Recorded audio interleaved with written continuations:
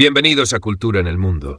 Hoy vamos a hablar de una de las figuras más influyentes, polémicas y temidas de la política mundial, Vladimir Vladimirovich Putin.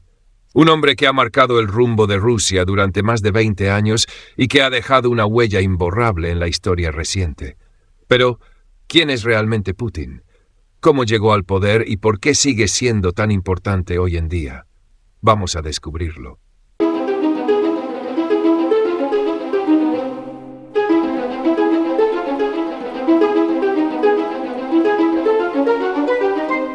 Putin nació el 7 de octubre de 1952 en Leningrado, la actual San Petersburgo. Su infancia no fue fácil. Su familia vivía en un pequeño apartamento comunal en una ciudad que aún se recuperaba de la devastación del asedio nazi en la Segunda Guerra Mundial. Su padre había sido soldado en el frente y su madre sobrevivió a los años más duros de hambre y guerra. Desde joven, Putin desarrolló una personalidad reservada, calculadora y disciplinada. Lejos de ser un estudiante brillante en todas las materias, destacó sobre todo por su dedicación a los deportes, especialmente el judo y el sambo, artes marciales que marcaron su carácter, paciencia, autocontrol y estrategia. En 1970 ingresó en la Universidad Estatal de Leningrado para estudiar Derecho. Allí comenzó a forjarse una visión política y nacionalista que lo acompañaría toda su vida. Tras graduarse, cumplió su gran objetivo. En 1975 fue reclutado por el KGB, la famosa agencia de inteligencia soviética. Durante los años 80, Putin fue destinado a Dresde, en Alemania Oriental, donde trabajó como espía. Allí aprendió alemán, observó de cerca la política europea y presenció la caída del muro de Berlín. Ese momento fue clave en su vida. Vio con sus propios ojos el colapso del bloque soviético y esa humillación de Rusia lo marcó profundamente. Desde entonces, su meta sería siempre devolverle a su país la fuerza perdida. Con el derrumbe de la URSS en 1991, muchos pensaron que la carrera de Putin había terminado. El KGB se desmantelaba y Rusia entraba en un caos económico y social. Pero lejos de hundirse, Putin supo adaptarse. Regresó a San Petersburgo y empezó a trabajar como asesor del alcalde Anatoly Sobchak, un reformista importante. Allí aprendió a moverse entre el poder político y el mundo empresarial, ganándose una reputación de hombre eficaz y leal.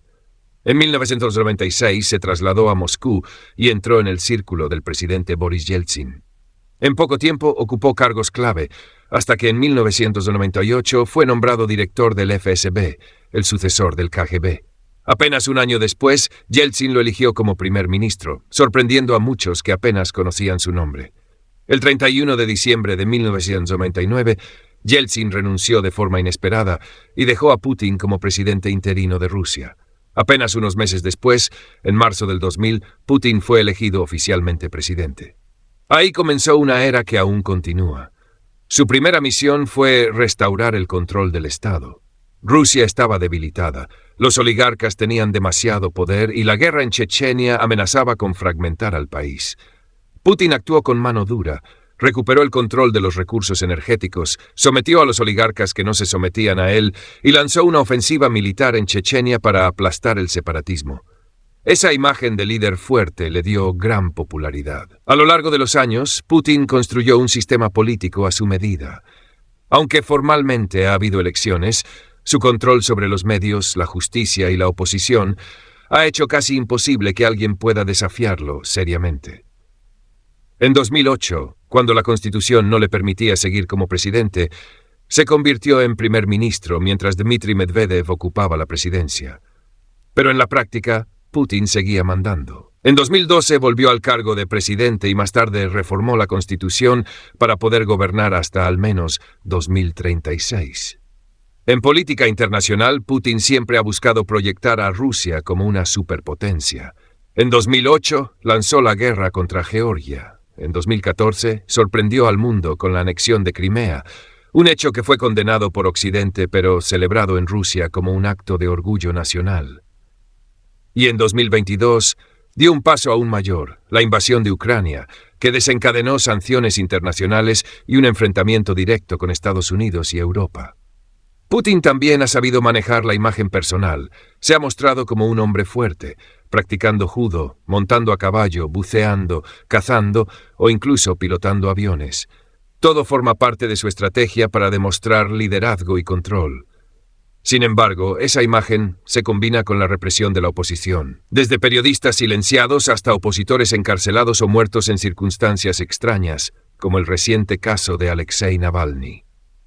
Hoy, Putin es uno de los líderes más poderosos del planeta, pero también uno de los más controvertidos. Para algunos, es el hombre que devolvió la dignidad y el orgullo a Rusia tras el caos de los 90. Para otros, es un autócrata que amenaza la estabilidad mundial con tal de mantenerse en el poder. Lo cierto es que, nos guste o no, la figura de Vladimir Putin seguirá marcando la historia del siglo XXI.